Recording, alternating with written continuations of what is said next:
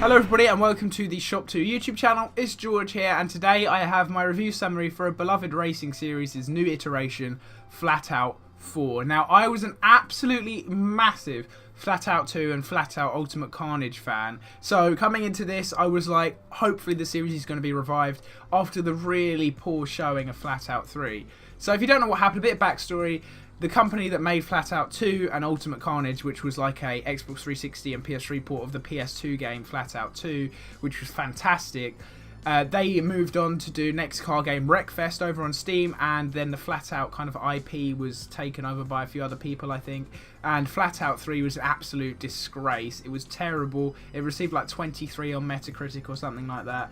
And Flatout 4 is made by Big Ben Interactive, I think it's called, and a few other guys who make some driving games. So I had high hopes. Well, I didn't have high hopes because I was like, Flatout 3 sucked, so maybe Flatout 4 is going to suck. So I came into this neutral, hoping that it was going to be the Flatout that we all deserve and want.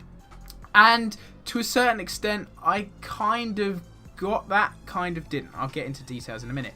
It has got the key like features of Flatout, the Flatout mode, derbies, the car like tiers. You've got the like high-end classics, and then you've got the derby like range cars. So you've still got all that there. You've still got the characters, but they are not the old characters, which sucks. I absolutely loved the feature of having those characters in the game. You could actually build up like a sort of in-game relationships to the characters. Like you'd find one player and you know that, or one character, you know they were going to be more aggressive than others, so, and you knew what car they had just by their name when you see it pop up at the bottom, which means they were near behind you and stuff like that.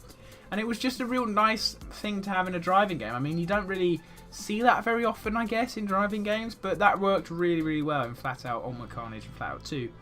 So they've kind of brought this back with some new characters and stuff like that, and it kind of does the same thing, but they're a little bit more jokey, whereas the ones in Flatout, Ultimate Carnage, and Flatout 2 were more serious and could have actually been real people, whereas here they're just kind of a bit of a joke. But yeah, it has got those old Flatout features. Moving on to the game, looking at it from a standpoint of it not being like a return to the series, of like being its own game, right? So graphics, they are okay. They look pretty good on the recording here, but on my 32-inch TV, they looked a little bit less sharp and good. But it's not the end of the world. There's been quite a few games released recently that the graphics have been a little bit meh. So it's not exactly going to ruin the game for you that the graphics aren't like, for example, Horizon Zero Dawn or anything like that. The driving physics are a little bit odd. They take a little while to get used to, especially if you've been playing proper driving games recently. They are a little bit more easy, I would say, especially with like the big vehicles and stuff like that. I guess it's because you're used to, or in this game you have to drive around like dirt tracks and everything like that, and if they were like super accurate you'd just literally slide everywhere. Although you can kind of control the drifts and stuff on like rough surfaces and stuff like that. It's alright, the handling and everything like that, but it's no top end handling or physics or anything like that. It is kind of a little bit weird. The game runs at 30 FPS sometimes. I've noticed it drops below 30 FPS on quite a few occasions, which kind of sucks. I don't have a PS4 Pro. This does have PS4 Pro support, apparently. So if I did have a PS4 Pro, I'd obviously be able to talk about that, but I don't. So I'm hoping the game runs a little bit better than how it does in normal PS4 on PS4 Pro, because otherwise people are going to be a little bit mad. The tracks and arenas are okay. I wouldn't say they were as good as the original ones, but I guess they make for more entertaining gameplay, especially when they're all square and you can smash people against a wall. And the race tracks are a little bit similar to how they used to be, but I would have liked to see some tribute paid to the old tracks in this game.